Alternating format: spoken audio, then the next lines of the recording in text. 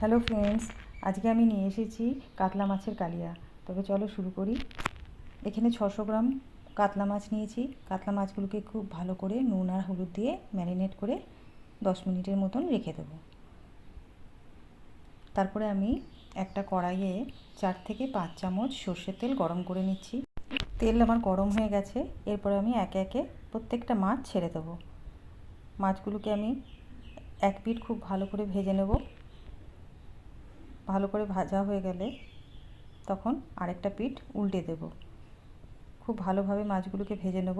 খুব কড়াও ভাজবো না, আবার খুব হালকাও ভাজবো না। ভালো করে মাছগুলো আমার ভাজা হয়ে এসছে। এবার আমি মাছগুলোকে তুলে নিচ্ছি। মাছগুলো আমার দু পিঠই ভালো করে ভাজা হয়ে গেছে। এবার মাছগুলোকে আমি একে একে তুলে নিচ্ছি। প্রত্যেকটা মাছ সুন্দর ভাজা হয়েছে। এবার মাছগুলোকে আমি একটা সাইডে রেখে দিলাম। এবার ওই কড়াইয়ের তেলের মধ্যেই পেঁয়াজ কুচি দিয়ে দিচ্ছি। এবার দিচ্ছি গোটা গরম মশলা।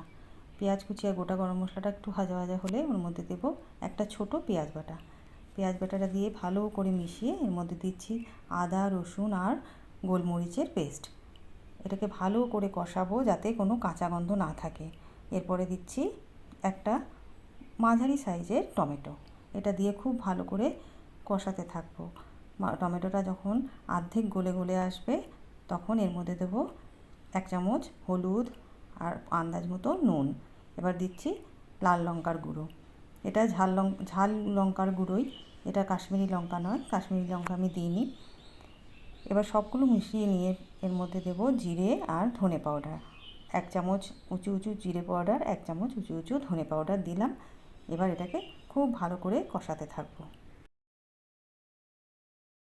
খুব ভালো করে কষিয়ে নেওয়ার পর এর মধ্যে দেবো অল্প জল। জলটা দিয়ে খুব ভালো করে মেশাবো যাতে মশলাটা পুড়ে না যায়। এরপরে দিচ্ছি 2 চামচ টক দই। টক দইটাকে খুব ভালো করে মেশাবো যাতে এর মধ্যে কোনো লাম্প না থাকে।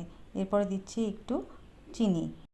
কেউ যদি না চান তবে চিনিটাকে আপনারা বাদ দিতে পারেন। এরপরে দিয়ে দেবো রান্নার জন্য জল। যতটা আমার জল লাগবে ততটা আমি দিয়ে দিলাম। যতটা আমি ঝোল রাখবো সেই পরিমাণেই জল দিয়েছি। জলটা কিছুটা ফুটে উঠলে এরপরে দিয়ে দিচ্ছি একে একে ভেজে রাখা মাছগুলো। মাছের পিসগুলো আমি সব দিয়ে দিলাম। এবারে ঝোলটাকে আমি কিছুক্ষণ ভালো মতন ফোটাবো। ঝোলটাকে খুব ভালো মতন আমি ফুটতে দেব। ঝোলটা ফুটে এসেছে, গ্রেভিটা গায়ে গায়ে হয়ে এসেছে। এবারে দেবো 1 চামচ গরম মশলা বাটা, 1 চামচ ঘি দিয়ে দিলাম। এরপরে খুব ভালো করে মিশিয়ে নিচ্ছি এবং পরিবেশনের জন্য রেডি হয়ে গেল মাছের কালিয়া।